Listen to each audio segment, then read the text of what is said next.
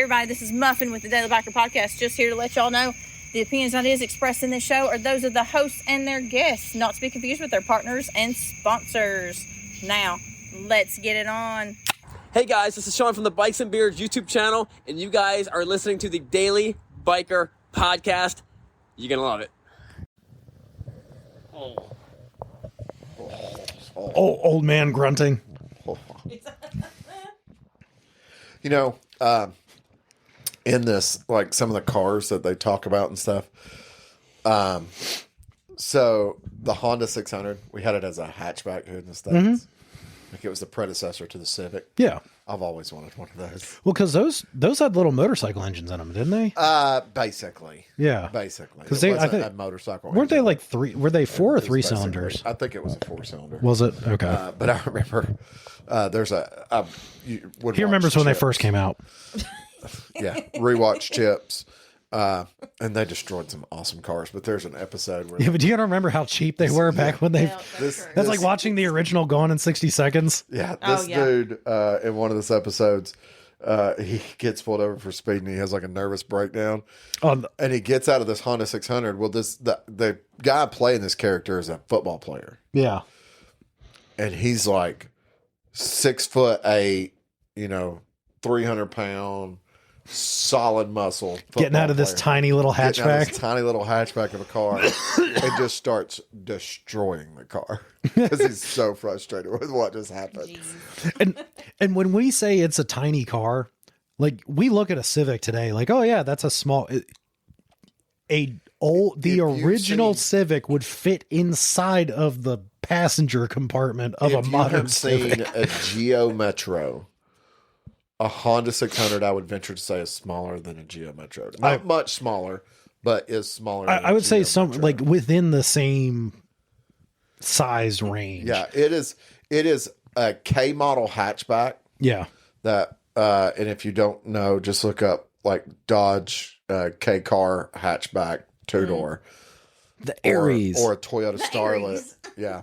So that generation of car is going to be the closest thing that most people would know yeah. to that size. Yeah. For a A true smart car. That's how big these are. yeah, that's a perfect That's how big these I are. forgot Like- about the smart cars. somewhere between a smart car and a Geo Metro, like size wise and shape. Yeah. That's actually a good. Yeah. So Like, basically about the size of a golf cart. like if you've ever seen a comparison of If you live a in new- Peachtree City, Georgia, it's about Yeah. the size of a golf if cart. you've ever seen a new Mini Cooper parked next to an old Yes. Mini Cooper, that's yeah. what this looks like. That's exactly what I was about to say. Like, Yeah. look at the original Cooper Mini Yeah. versus a modern Mini Cooper. yeah. I'm That's- glad you said it correctly too, because I didn't say it correctly. I know you didn't. Yeah. So, well, now we have them as Mini Coopers. Yeah. Back then, It was the Cooper Minis Oh, was it? Yeah. well, I they didn't were. know that. It was a Mini, Yeah. made I by. just call them minis. and then the racing guy got his hands on it, and it became a Cooper Mini. Yeah, Oh, okay. So John Cooper. That's why. he rallied the Minis. So He's the one that made the Mini famous. yeah. So if you see the JCW Mini Coopers, the modern ones, Yeah, that's John Cooper Works Mini Cooper. Okay. yeah. There's a lot of Coopers. Look at that border. He's boarding the boards on the board. So, anyways, hey everybody, welcome back to the Daily Biker Podcast. My name is Marcus, and I'm your clueless leader. Today we're going to go on a learning journey. I got Miss Muffin, Hey, y'all. and I've got Daniel. Hey there. So, we've moved on. He's moved to his new factory. He's further out. He can cause even more havoc. So, what does he start doing? Tuning even more cars. Just for anybody that's just now only listening to this episode, this is This is the history of Yoshimura. Part history. 6. Part 6. So for us, let's rephrase that. Sorry, chapter 6. No, it's not. This is chapter 6. Yeah, Is this it? chapter Oh, 6. chapter 6 in that. But Chapter 6. This is part 4 For the I was paint. of about. our history of Yoshimura. I was like, Right. holy crap! How many did we record the last time? Right? No, this is part 4 in an infinite number of parts about the history of Yoshimura. We are not even halfway through this history. So if you're listening to this, don't fret. Our next episode is not going to be about Yoshimura. After this, we will talk briefly about what you can It'll be expect. normal shenanigans. We're going to take a slight break from it. Yes. So, but once again, he does start tinkering with cars a little bit. He's still working on the CB72s and the CB77s. Can I But say what year this is? yes, this is so like 1960, Okay. mid 60s. I mean, the top of the page says 66. So, but the dates, there's some other dates don't line up with. Yeah, they kind of go back and forth. It's almost like the way they manufacture BMWs. Yes. Hey, like we started making this in 50, but it's 1965 now, but we're going to talk about 1951. So, Yoshimura, like I said, tuned the motorcycles, and that business was growing. But he also started tuning the Honda S600 and S800 sports cars, were equipped with a race-bred twin-cam 4-cylinder engines. So I guess at this point in time, Honda motorcycles and Honda cars were closer in company than they are today. So and I think a lot of people, everybody knows that they are the same, like Honda motorcycles are the same as Honda cars. Right. But today, Honda Power Sports is essentially its own company. Right. And they have a lot of autonomy. In the 1960s, there was not that level of autonomy. So, just a quick reference of what is going on in the world right now with automobile manufacturing, because the last time we left it, Honda was not happy with what they were doing. It does not say that Cerucio had fired his entire R&D department, but based on what they built next, I think he fired his entire R&D department. Because in 1964, I need you to pay very close attention to what I'm about to tell you. Because if you put all this together in your mind, you're going to go, holy crap. Okay. 1964, Honda launched a Formula One race car called the RA271. This is about to blow Muffin's mind because she doesn't know about this. It is 1,495 cc's.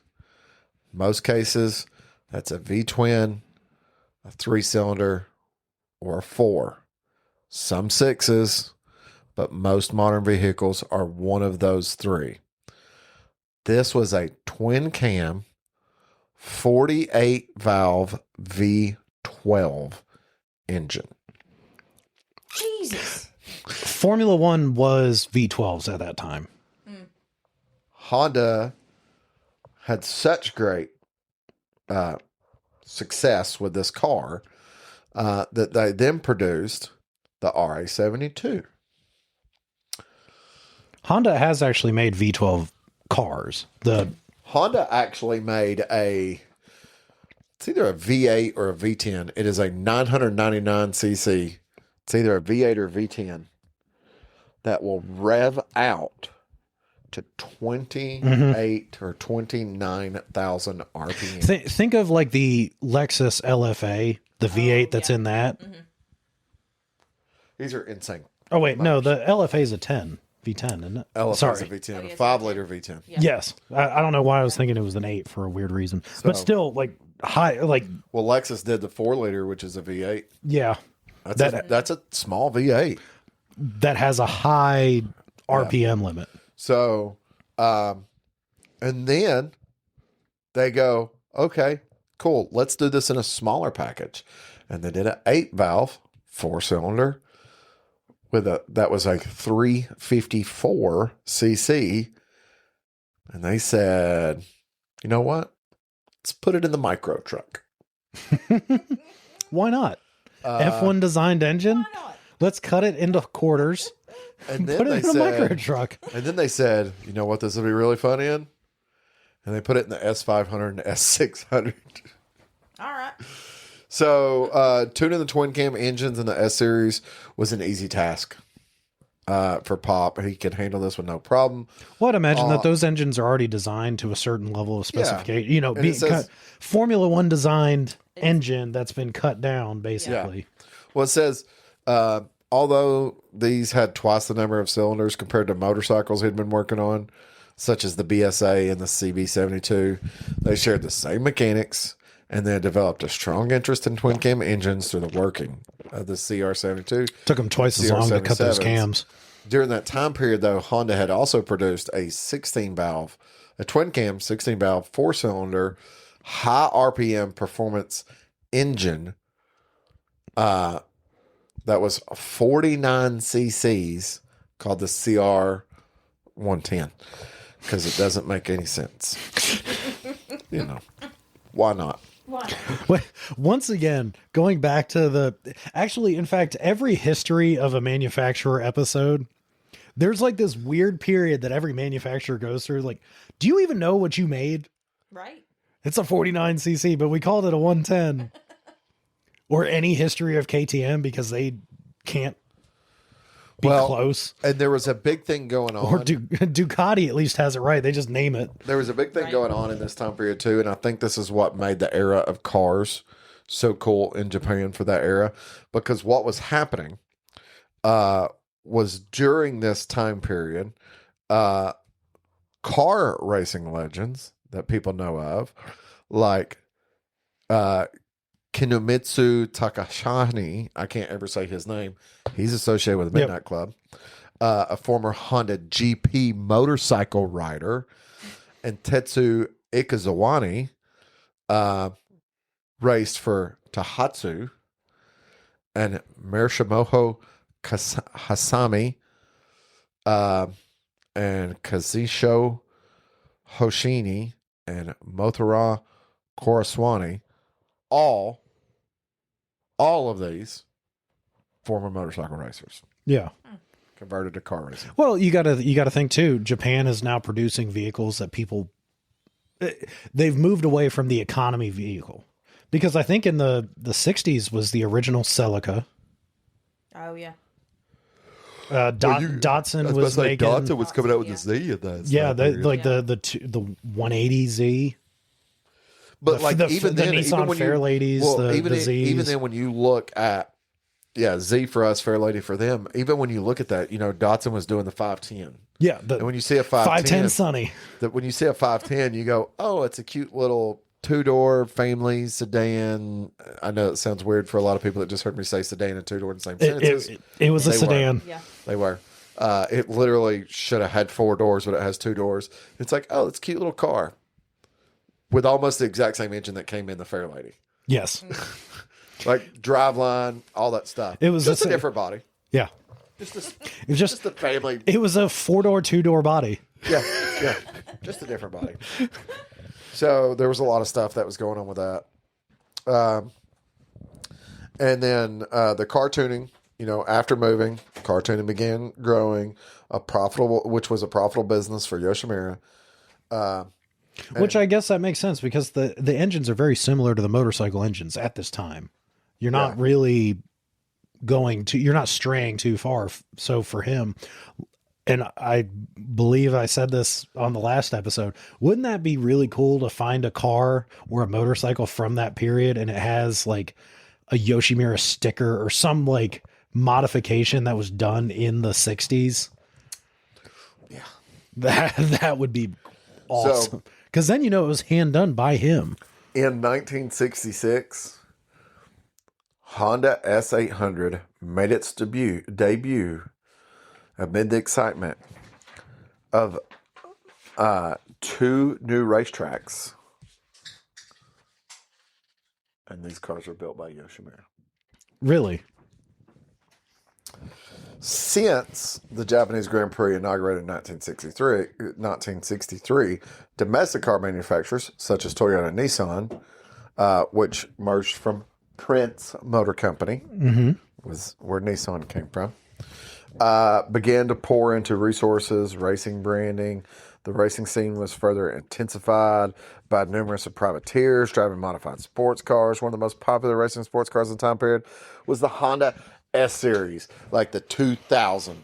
I'm kidding, that didn't exist then. Which was usually equivalent. Liar, that was definitely there. Honda S2K. 2000. Has $100,000 underneath the hood of that car. They were all slammed and cambered wheels.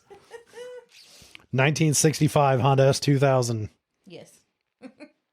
So, the Yoshimura factory racing team, they started attracting legendary racers at this point in time. People wanting to come out and race for them. We're talking about people who later became Toyota factory racers. One became a Mazda factory racer, who won Le Mans 3 times, apparently. He must have really liked rotaries. Another one became a Toyota factory racer. One of them became a Porsche racer. That's impressive because typically... And that one he did that before entering the Can-Am Series and European Formula 2 Championships. All these guys started out as Yoshimura racers. That's actually interesting to think that, a lot of the European brands try to keep with their own people when they get racers. So bringing in people from Japan or foreign countries is not normal.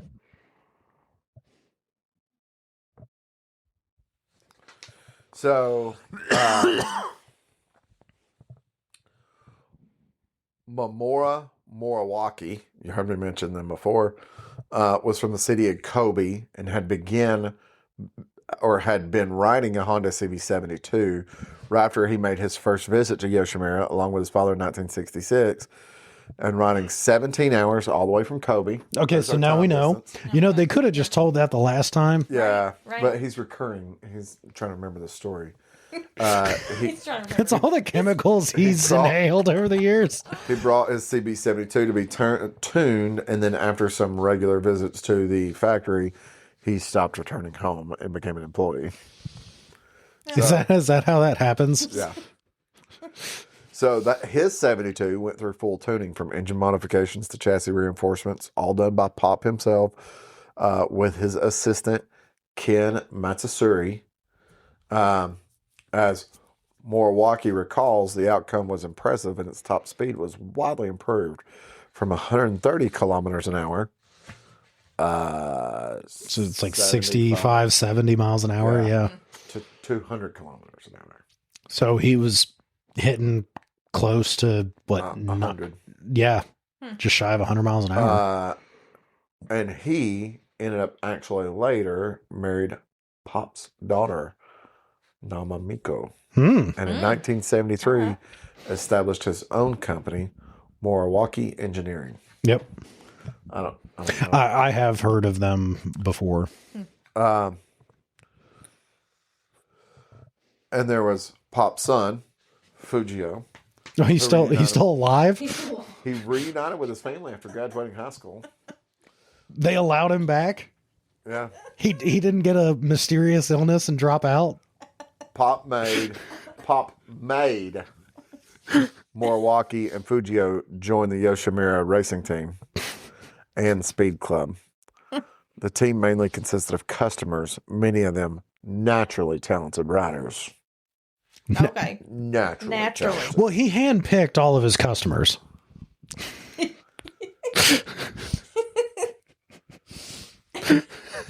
handpicked all of them. I do love the fact that this is 1000% written by him. He's dictating it to somebody. He's sitting there with a bottle of sake, just trying to remember the glory days of Yoshimura. Like, So- I picked the best riders, and exactly what I it can't is. believe Well, that Honda and that's was. the thing. It says, in Fujio's eyes, Morawaki, who is 4 years older than Fujio, was a fascinating rider who was a very gentle person with a bird watching hobby. And yet, once on the racetrack, he somehow grabs podium finishes effortlessly. Fujio, I gotta finish the race. I've gotta go bird watching. Fujio, on the other hand, was That's an great. all or nothing racer. He's got his binoculars attached to his race suit. He's ready, a little book tucked in there. So tell me if this sounds familiar. Fujio, on the other hand, was an all or nothing racer who would either be the fastest on the track or the one to wreck him out. Oh, I mean, if you ain't first, you're last. Right? So one day, Fujio sets a lap record and breaks his arm. So Pop said, "Aw, you can be a driver instead." You can't ride right now, so you can drive. Drive. Yeah. That's okay because he won the GT1 class in 1977. All right. Pretty So he could drive. clearly, pretty clearly talented. Yeah.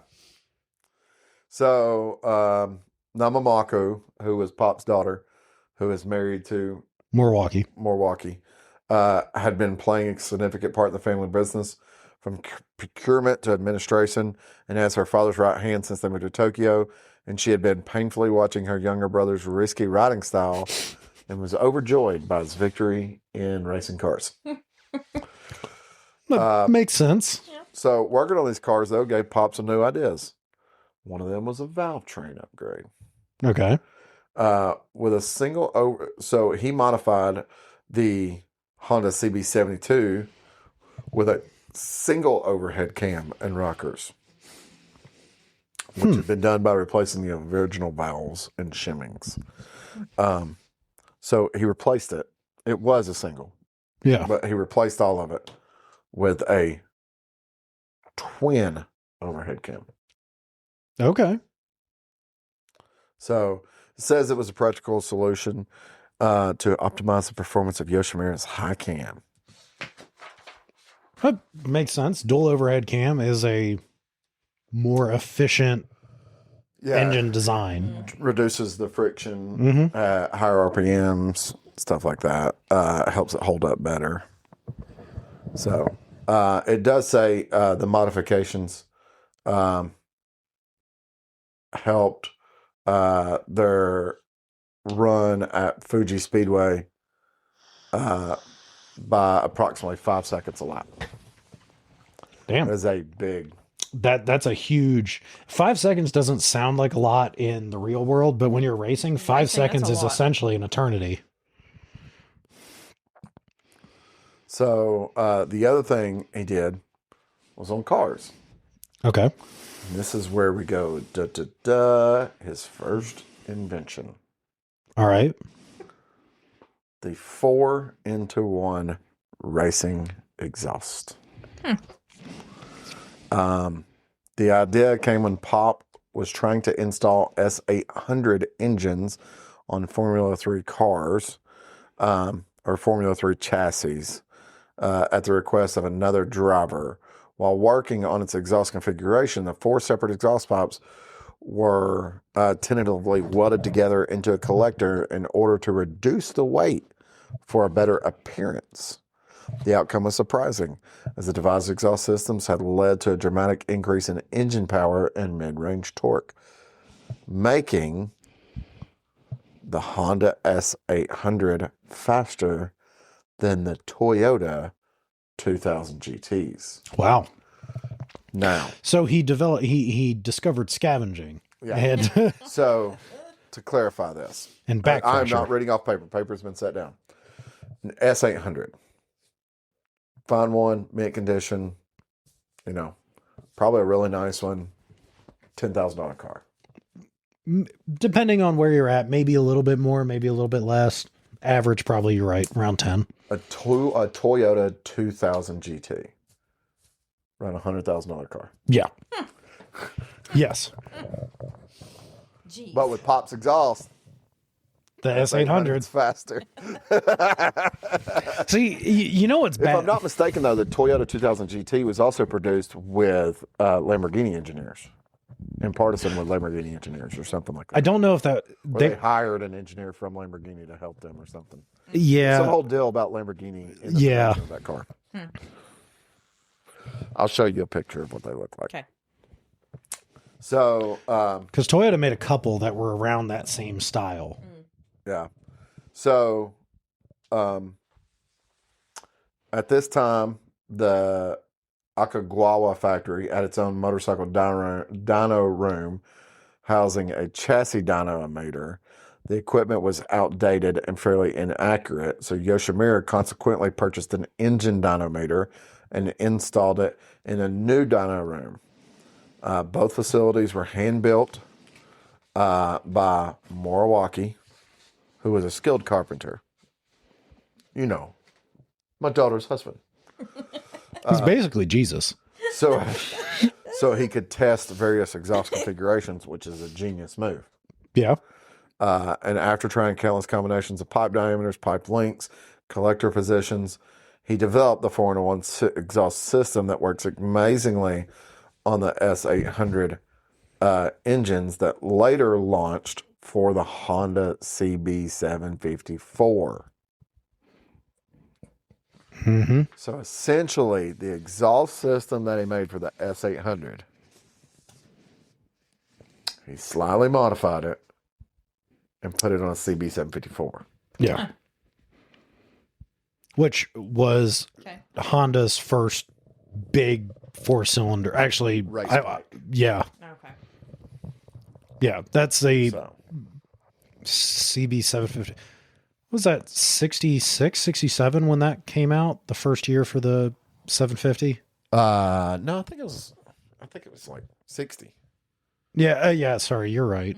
Wait, No. No. No, it was in I know it was in the 60s, and I just can't remember the first year. 69. Let's see.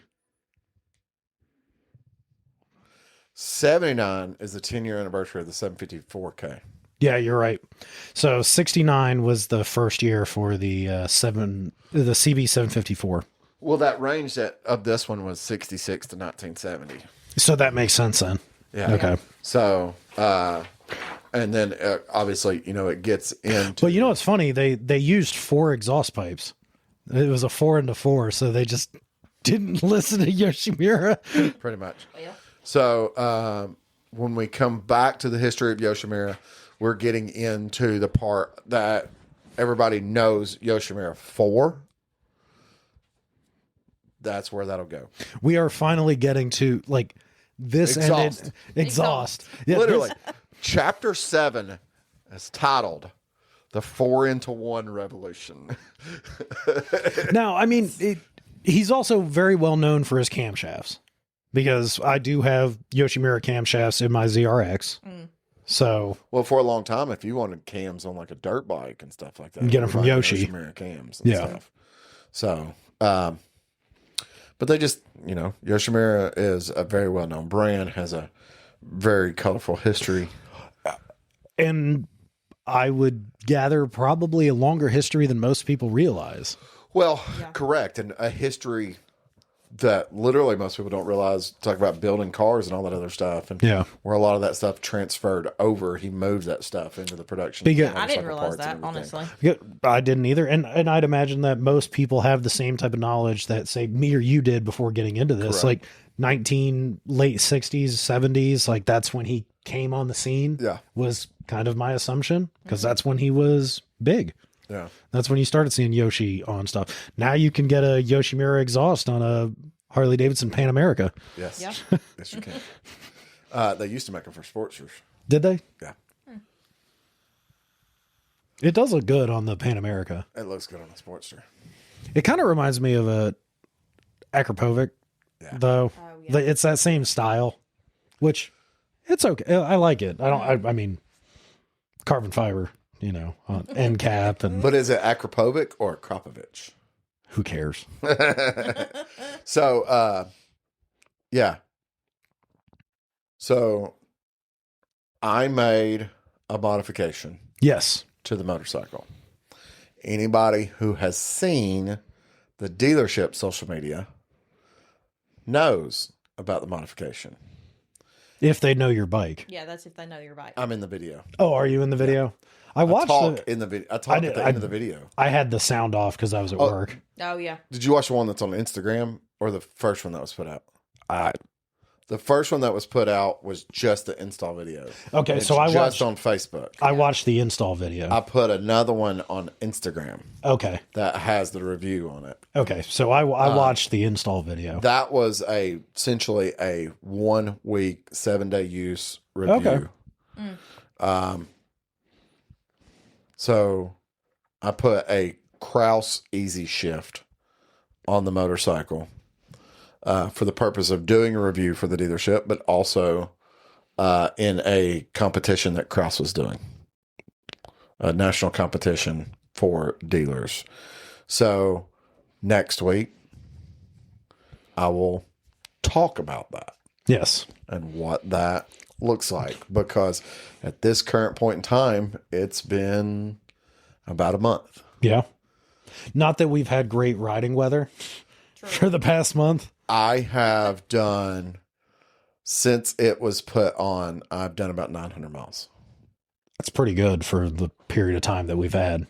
Yeah. We rode Christmas Day, the day after Christmas, the day after that. We literally rode Thursday, Friday, Saturday, and Sunday. True. Yeah, because you're off during this time of year. Yeah, I'm back to work now. I know. Doesn't that suck? Yeah. I don't have FMLA. I tried. They wouldn't let me take it. I don't have anything either. I've been working this whole time. So, but yeah, we'll go down the road of that, and we will also briefly, because it is relevant to Yoshimura, talk about Tay-Tay, or for most of the people listening to it, Well, we don't really have to because No Show Jones. Yeah, No Show Jones. it doesn't have Yoshi's on it.